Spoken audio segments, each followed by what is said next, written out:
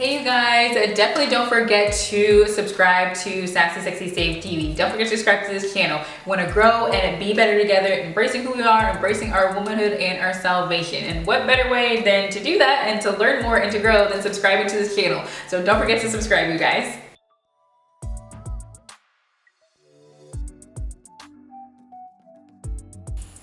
All right, y'all, I'm back with more of the Bible here on Back to Basics. And thank you guys for joining me here for another episode as we can, again, grow and learn and be better together.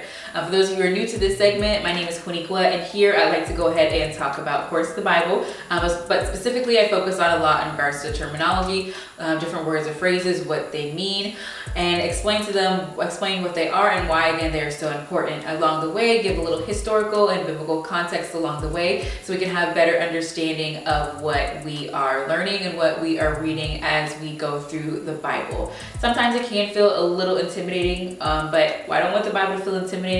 It truly is something that we need each and every day of our lives, but I don't want anyone pulling away from the Bible, pulling away from the Lord because we feel this disconnect because we may not understand. So here I break down those terms and phrases, a bit of things that maybe we have heard, maybe growing up our life in the church, or maybe we've just gotten saved. It's always great to get more information so we can be able to learn and grow in the Lord. So today I'm going to be talking about the phrase Son of Man.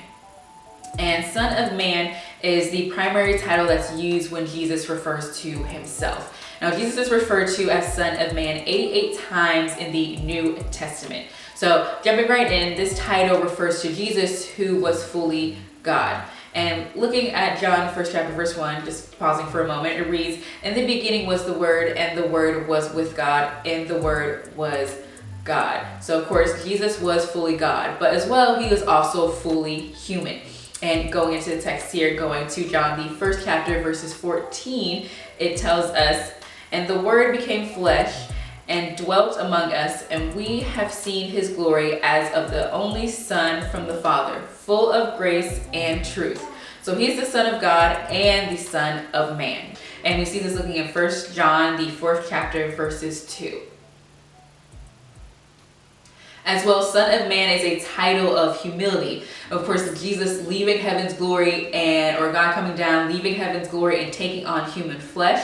As well, him being born in a manger, suffering at the hands of man. The intentional stepping down from his high place in heaven to become Son of Man is the epitome of humility. And we see this in Philippians, the 2nd chapter, verses 6 through 8.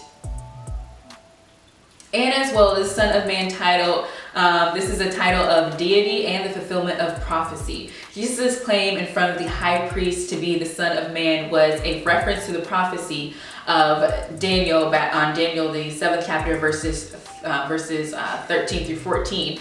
Daniel saw glory, worship, and an everlasting kingdom given to the Messiah. Here called the Son of Man, and Jesus applied this prophecy to himself.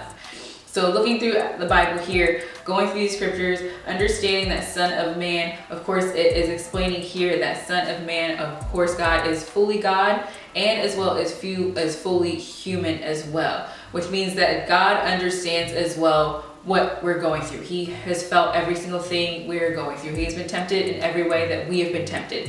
So that brings me peace and joy to understand that there's not this separation of God away from us, because he truly has been in our shoes. He's, walked around with us and his disciples and is still with us. So he understands every single thing that you are going through. So take comfort in knowing that and understanding that he understands what you are going through. And as well, at the same time, we have the privilege to know that we have a God that connects with us and isn't just, sitting up high on the throne like, all right, arms crossed, worship me, do all this stuff. No, he truly connects with us. He truly wants to bring us back to him so that we can be able to share that good news of Jesus Christ and understanding that he is Son of Man, fully God and fully human. So thank you guys for joining me here on another episode of Back to Basics.